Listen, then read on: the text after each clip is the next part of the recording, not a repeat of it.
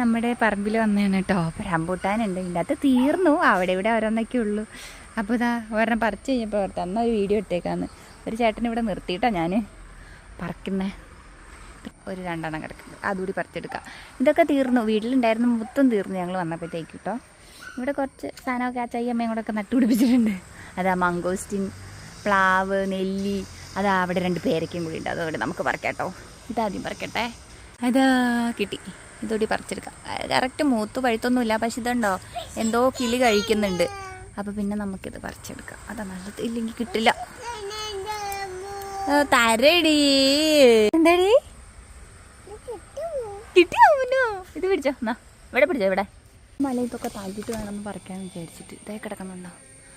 അത് മൂത്തോന്ന് തോന്നണം, നോക്കട്ടെ, പറിക്കാം. ഇതാ കിടക്കുന്നു. 2 പേരയ്ക്കും കിട്ടി, 3 റംബൂട്ടാനും കിട്ടി.